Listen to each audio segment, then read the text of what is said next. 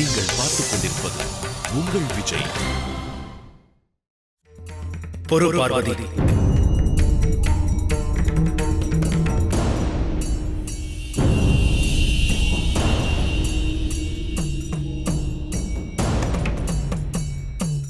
என் மீது நம்பிக்கை இழந்திருக்கலாகாது. சனிதேவரின் கொடும் பார்வை குறித்து நீ என்னிடம் விவாதித்தாய். சனிதேவரின் கொடும் பார்வையினால் இங்கு கைலாயத்திற்கும் நம் குடும்பத்தவருக்கும் ஊறு விளையலாமே. எனினும் அவரது பார்வை குறித்து கவலை கொள்வதில்லை. எவரது பார்வை படித்தால் சங்கடங்கள் மட்டுமே உருவாகுமோ, அவரால் என்ன நன்மை விளைய இயலும்? இருப்பினும் எனது விடையை உனது உள்ளம் ஏற்கவில்லை. அதனைத் தொடர்ந்து சனிதேவரை கைலாயத்திற்குள் பிரவேசிக்க விடாமல் என்னை தடுக்கவும் கூறினார். சுவாமி, தாம் கைலாயத்திலிருந்து புறப்படலாமே. இங்கு தம்மை தரிசிக்கும் நோக்கம் கொண்டே சனிதேவர் வருகை தருகிறார். அவ்விதம் ஒரு பொறுப்பை என்னிடம் ஒப்படைத்த பின்னர் அதனை நிறைவு செய்வேன் என்ற நம்பிக்கை கொண்டிருக்க வேண்டும்.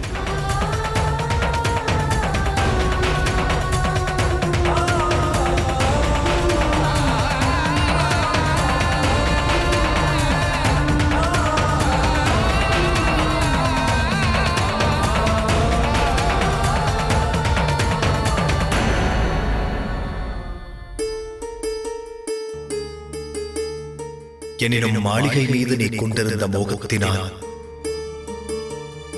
அது உனக்கு என் மீது கொண்ட நம்பிக்கையை காட்டிலும் மகத்துவமானது.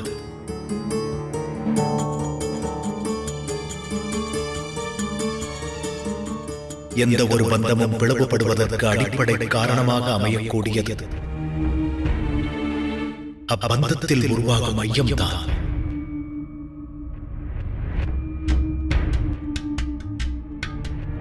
உனது உள்ளத்திலும் அத்தகைய ஐயம் உரைகின்றது பார்வதி. என்னை குறித்தது.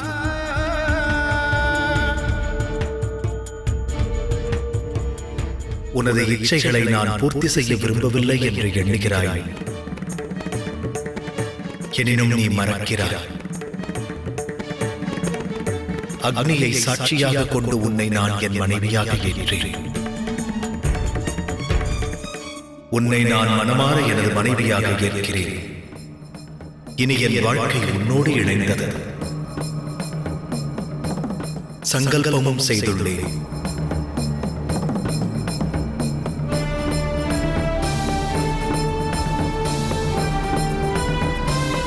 நினைவு கூறு பார்வதி. நாம் அளித்த வாக்குறுதிகளை எண்ணிப்பார்.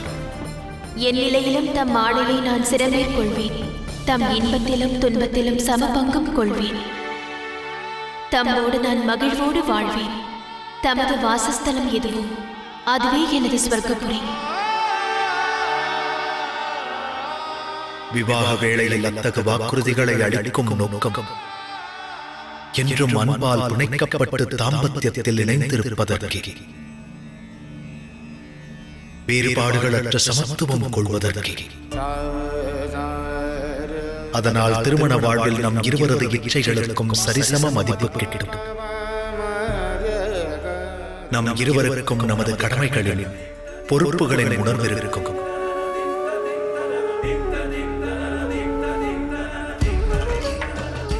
அவ்வகையில் எனது வாழ்க்கையில் முழுமையாக உனக்கு பங்களித்தேன் பார்வதி.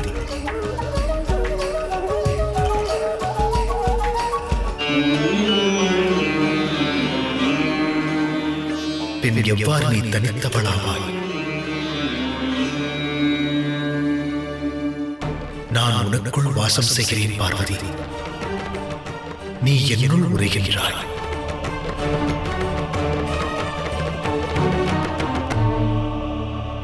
உனது கனவுகள் என்னிலிருந்து வேறுபட்டால் அவைகளை நனவாக்கும் கடமையிலிருந்து என்றும் நான் நழுவ இயலாதது.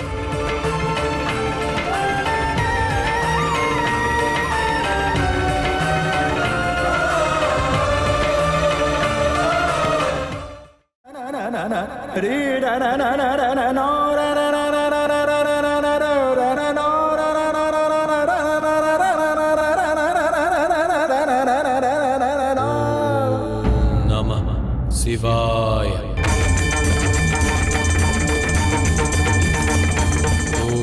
ஓம் நம சிவாய. ஓம் நம சிவாய. ஓம் நம சிவாய. ஓம் நம சிவாய.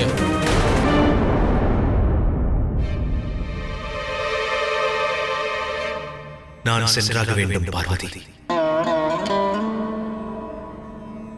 என் பக்தன் கண்ணப்பனை நான் தடுக்க வேண்டியது அவசியம்.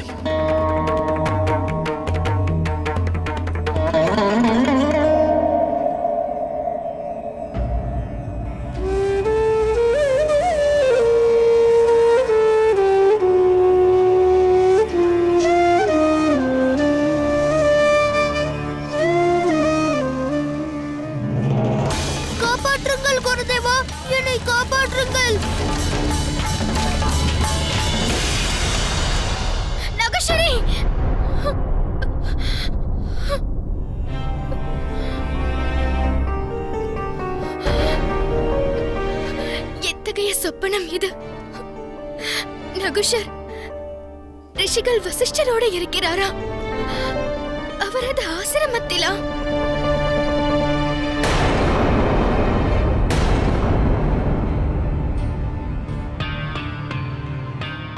இல்லை, விவாகத்திற்கு முன்பு நகுஷரை குறித்து தந்தையோடு நான் உரையாடுவது சோபை அளிக்காது. அவரிடம் யாதென்று கூறுவேன்? எனினும் இச்சொப்பனத்தால் அச்சம் விளைகின்றது. ஒருமுறை நான் நேரில் சென்று கண்டு வருகிறேன்.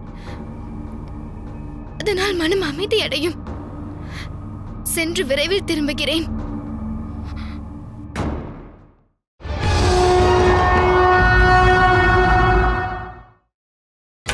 நீங்கள் பார்த்துக் கொண்டிருப்பது உங்கள் விஜய்.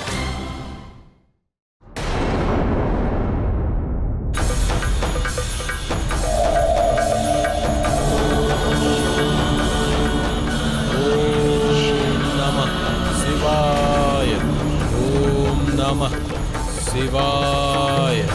ஓம் நம சிவாய. நிறுத்து.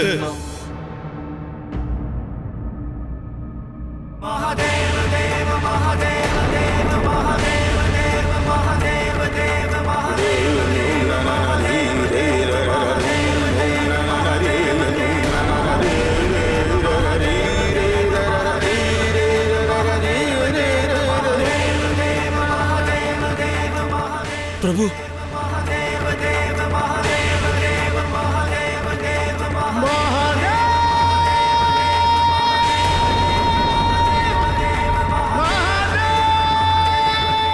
என்ன விபரீதம் நிகழ்த்தவிருந்தாய்? தம்மை தரிசிக்க தவித்திருந்தேன்.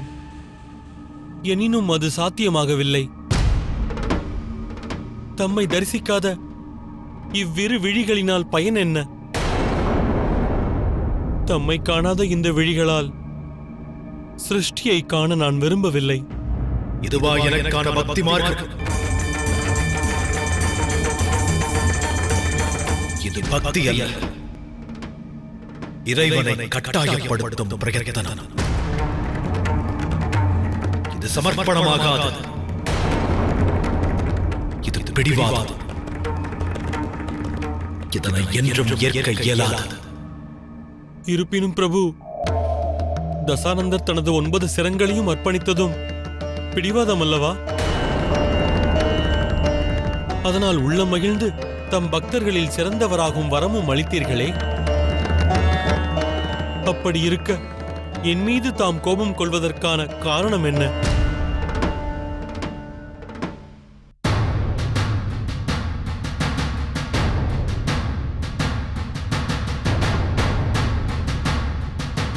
சொப்பனத்தில் கண்ட ஆசிரமம் இதுதான். அதன் அடிப்படையில் சிந்தித்தால் நகுஷர் இங்குதான் இருப்பார்.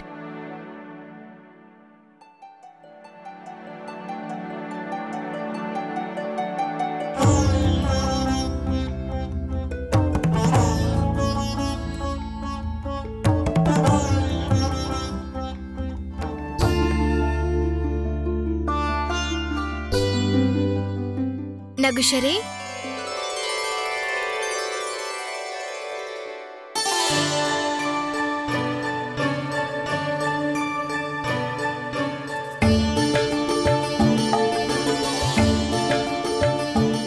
அசோக சுந்தரி,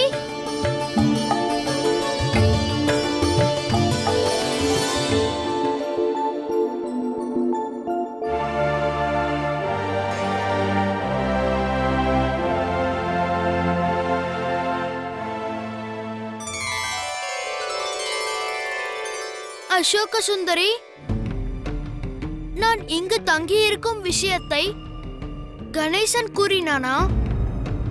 கணேசனா? இங்கு தம்மை சந்திக்க வந்தானா? அவன் மாளிகையை தேடி வலம் வருகிறானே. உடன் அவன் தமையன் கார்த்திகேயனும் வந்தார். இல்லை, கணேசன் எனக்கு எதுவும் கூறவில்லை. பின்னி எவ்வாறு அறிந்தாய்? தாம் இங்கு இருப்பதாக எனது உள்ளம் உணர்த்தியது. எனினும் தாம் இங்கு வந்தது ஏன்? கல்வி ஞானம் பெறவே நான் இங்கு வந்தேன். மகரிஷி வசிஷ்டர் என் குருநாதர். நீ அறிவாயா? அவர் ஞானக்கடல்.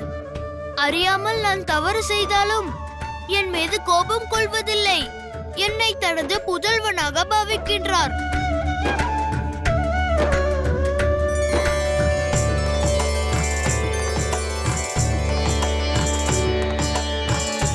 அழகாக உள்ளதா?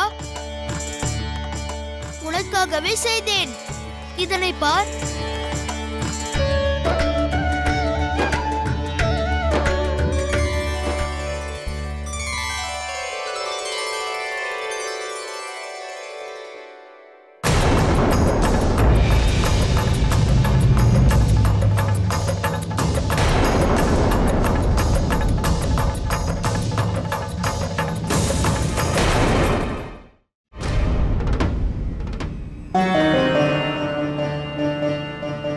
நீ பக்தியின் சாராம்சத்தை புரிந்து கொள்ள பிரயத்தனிக்கவில்லை. என்றும் பக்திக்கான மார்க்கம் வன்முறையாகாது.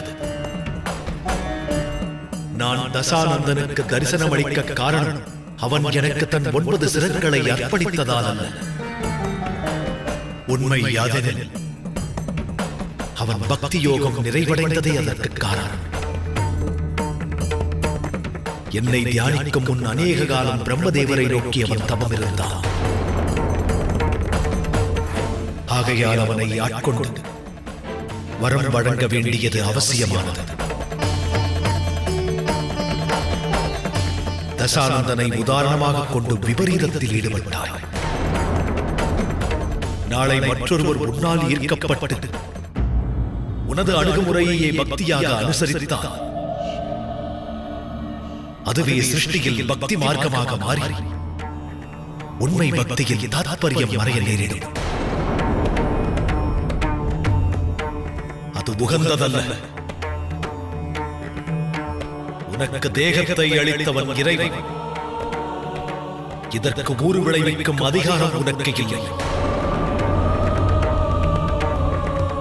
என்றும் என் பக்தர்கள் இத்தகு வேதனையை சகிப்பதற்கு நான் ஊக்குவித்ததில்லை. எனது உள்ளத்தை குளிர்விக்க ஒரு வில்வையிலேயே போதுமானது. என் மீது கொண்ட சிரத்தையில் சத்தியம் வேண்டும். பக்தர்களுக்கு நான் அவர்கள் சுய விருப்பங்களின் அடிப்படையில் தரிசனங்கள் அளிப்பதில்லை. அவர்களின் அவசியங்களுக்கு ஏற்பவே அழைக்கிறேன். இவ்விதம் பிடிவாதத்தை கருவியாக கொண்டு தரிசனம் அளிக்க என்னை கட்டாயப்படுத்தினார். அதனால் என் உள்ளம் குளிராது.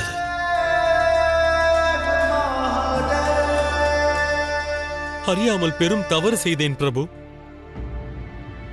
இயன்ற விரைவில் தமது தரிசனம் பெறுவதே எனது ஒரே இச்சையாக இருந்தது.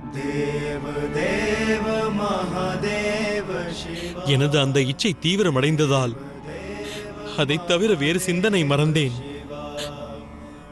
அதனால் காத்திருக்கும் பொறுமையையும் இழந்தேன். தவிப்பால் தன்னிலை மறந்தேன். அடியவனை மன்னித்தருளுங்கள். தம் மீது சிருஷ்டியினர் கொள்ளும் பக்திக்கு எனது இந்த விபரீத செயல் ஒரு தவறான முன் உதாரணமாகலாம் என்ற உண்மையை உணரவில்லை. தம்மிடம் வரம் ஏதும் நான் வேண்டவில்லை. தம்மை தரிசிப்பது மட்டுமே எனது நோக்கம்.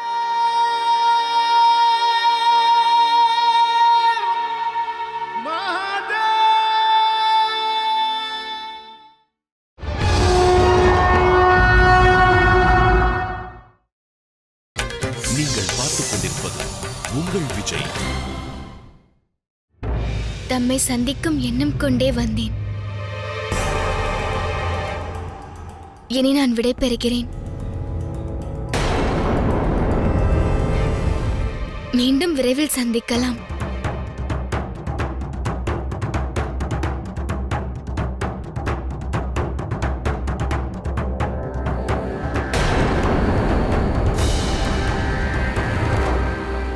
அசோக சுந்தரியும் விடை பெற்றாள். அவளையும் நாம் தாக்காமல் இருப்பது ஏன்? நம் நோக்கம் நகுஷனின் அழிவு மட்டுமே. பிறருக்கு ஊறு விளைவித்து பயனில்லை. முதலில் நகுஷனை ஆசிரமத்திலிருந்து வெளியே அழைத்து வருகிறேன். எனினும் எவ்வாறு அதனை சாத்தியமாக்குவார்?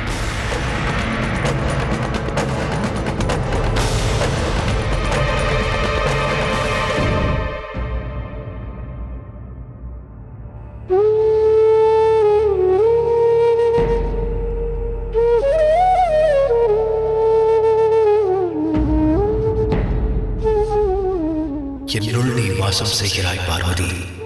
நான் உன்னுள் உரைகிறேன். நீ எவ்வாறு தனித்தவளாவாய்? உன்னிடமிருந்து நான் வேறுபட்டதில்லை, வேறுபடவும் இயலாதது. நம் இருவரது சிந்தனைகள் வேறுபட்டிருந்தாலும் உனது கனவுகளை நிறைவேற்றும் பொறுப்பிலிருந்து நான் வழுவ இயலாதது.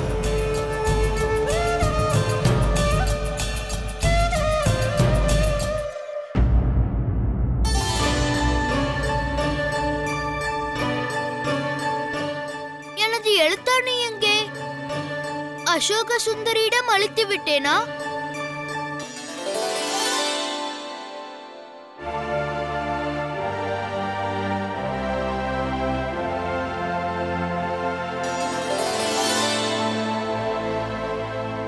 நான் உன்னை தேடிதான் வர இருந்தேன். உன்னிடமிருந்து எழுத்தாணியை திரும்பி பெற மறந்துவிட்டேன்.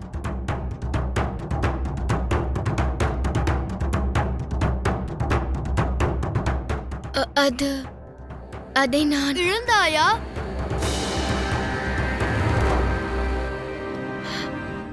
ஆம். தாமும் அதை என்னோடு தேடினால் அது விரைவில் கிடைக்கும். ஆகட்டும், வா தேடலாம்.